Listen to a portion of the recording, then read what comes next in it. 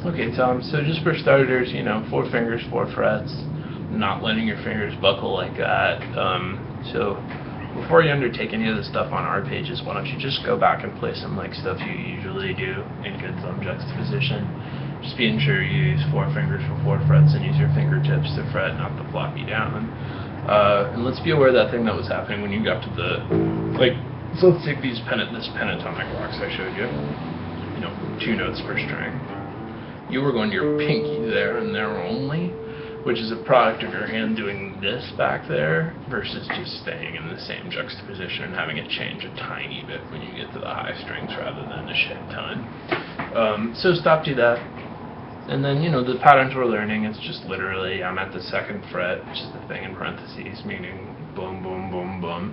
And, this pattern, if we start on the root, it starts with our middle finger, but we're just hitting everything available to us. So I'm going, yuck, normal, normal, normal, normal. So yeah, disregard rhythm, don't come back down the pattern, just memorize it and be consciously focused on it. This is our dance steps versus dancing analogy, where we want to include, in order to actually form long-term memories, as long as you reinforce them, like practice and never do this for 5 years after you learn it or something. Yeah, we want to break stuff into small sections and finish as we go. And when you're introducing a concept to yourself, especially like a scale, don't worry about playing in rhythm. Don't turn scales into songs that go, I'm playing a fucking scale.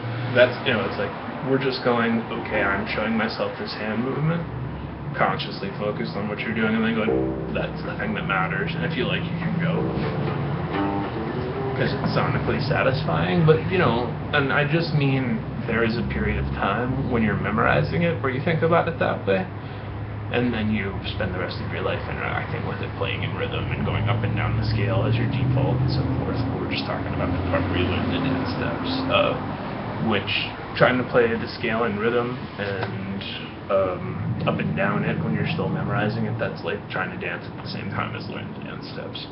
I don't really think there's much else we said.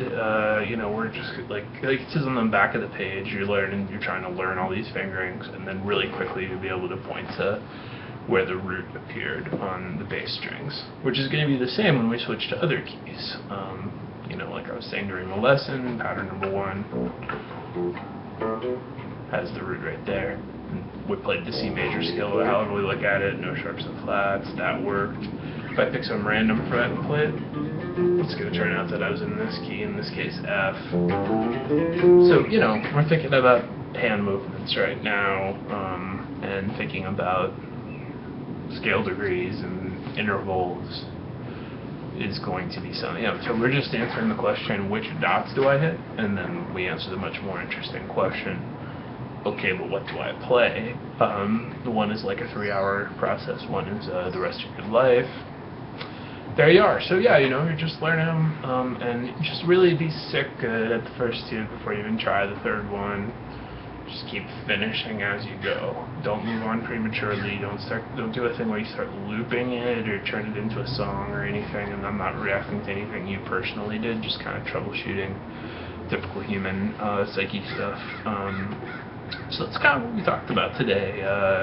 And yeah, just you're learning this in C. We could pick any arbitrary key, and when I'm at some fret, just not these. So there, 4 minutes. That's the stuff you're actually working on.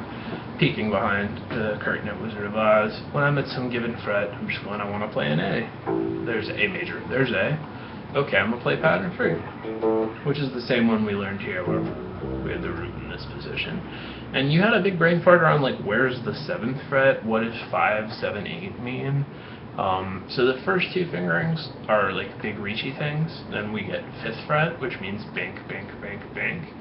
And we're just going, and it's like comfortable, comfortable, comfortable, comfortable, comfortable, comfortable, comfortable, comfortable, comfortable, comfortable, versus assuming subconsciously that we're going to be index reaching when we're just playing. Now we're playing one that's really comfortable for us, like the next one up the fretboard that I'm sure you already knew before we met.